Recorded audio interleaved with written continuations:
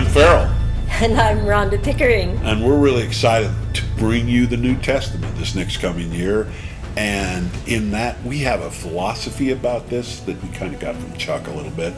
Go ahead and give us that quote. That the Old Testament is in the New Testament revealed, whereas the New Testament was in the Old Testament concealed.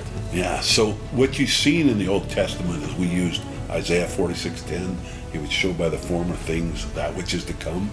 Well, in the New Testament, we get to see some of what he could come, but we also get to see it happen again. We get to see everything we learned revealed in the teaching of Christ at the prophetic appointed times. Which is really cool, but there's one other thing in there, is it's still got Isaiah 46:10 coming.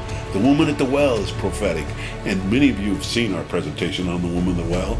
And I just want to share with you that it is all of these pieces that came together that build towards our understanding of Daniel.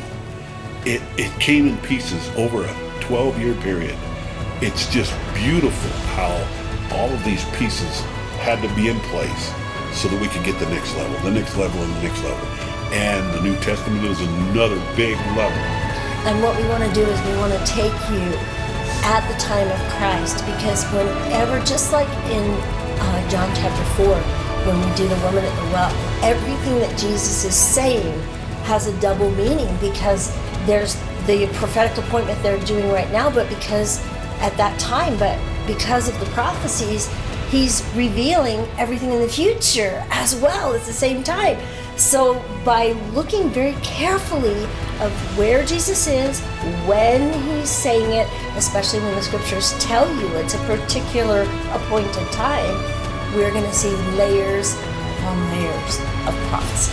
It's so exciting. It's the cyclical nature of prophecy too, where you just see that and that's what Ordinance is a rehearsal of prophetic pictures of our future. Really fun. Join us. And New Testament. New Testament.